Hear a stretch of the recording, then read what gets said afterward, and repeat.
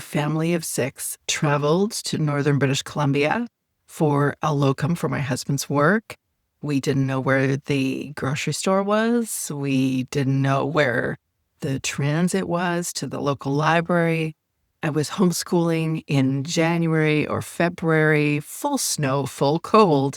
Didn't know anybody, didn't know anything about my community, and yet I was going to make sure we'd crack open our books Monday morning and get back to the homeschool routine like we'd always done. Well, by the end of that morning, didn't even hit lunchtime yet, and I was hiding in my room when a friend sent me a link to a TEDx talk by Brené Brown. She was talking about wholehearted living and this idea that we don't have to earn our worth. In that moment, I realized that my rigid 8 to 4 classical homeschool schedules weren't just high standards.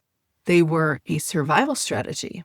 I was trying to silence a voice from my childhood that told me I wasn't enough. Brené Brown talked about hustling for worthiness. In homeschooling, that can look like trying to be Martha Stewart and a taskmaster all at once. Well, your coffee gets cold and your spirit gets dry.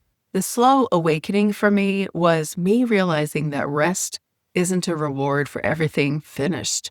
It's actually fuel to keep going. If you are exhausted today, it's not because you aren't doing enough. It's because you're carrying a weight you were never meant to hold. If no one's told you this, you are allowed to be human. You are allowed to have limits.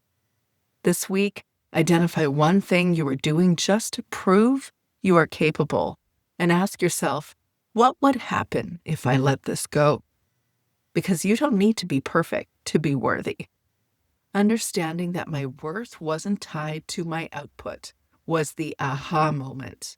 But the road back to myself was really messy work. I had to stop being my own harshest critic and start talking to myself like I would talk to a girlfriend. I started doing mirror work, looking at myself and acknowledging the woman behind the homeschool mom. I went to therapy and coaching to understand the roots of those not enough thoughts. I started using affirmations not as a to-do list, but as a reminder of my inherent value. I began intentionally questioning my thoughts every single time they told me I was failing.